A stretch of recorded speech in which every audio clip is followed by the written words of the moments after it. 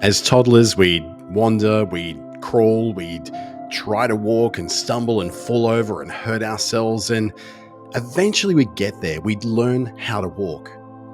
As children, we'd grapple with these big words and huge concepts, but eventually we'd make sense of it. We would understand what it all meant. Yet as adults, we largely avoid learning. We don't like it because it's hard. Because we don't like it. Because it feels uncomfortable. Because it kind of makes us feel a little dumb. And it's supposed to feel like that. But in amongst all these rose-coloured glass views we've got of our past and our childhood, from the basic food we ate to the things that made us feel good and made us feel safe, we've kind of forgotten that childhood kind of sucked. Sure, we had no real responsibilities or stresses like paying mortgages or working out whether we could afford the Netflix bill that month, but being a kid was essentially a rough ride because we were always learning. And it didn't feel that good to learn. Of course, there was that one teacher who brought ancient Rome to life or who helped us understand differential equations. But think about it.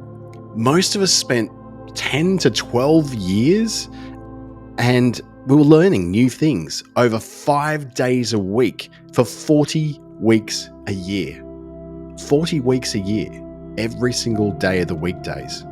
That's crazy when you think that as adults, we tend to work 5 days a week for 46 to 48 weeks a year, doing the same thing over and over again.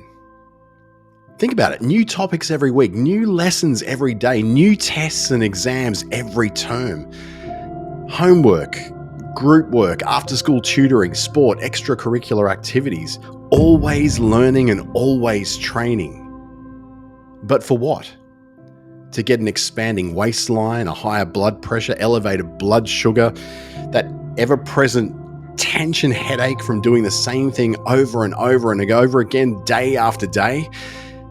When we left school or university, or we moved on from maybe being an apprentice, we kind of decided that we'd learned enough. Learning wasn't something that we do every day. It's not really part of our days, unless we choose for it to be. It's something we only do if we absolutely have to do it. After all, when you're not learning something new, you're confident, you're comfortable, you're content.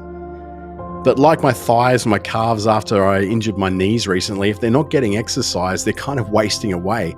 And that first workout back from being injured it's gonna hurt a lot because learning is uncomfortable, and it should be. You need to get comfortable with being uncomfortable when we're learning something new. It's natural.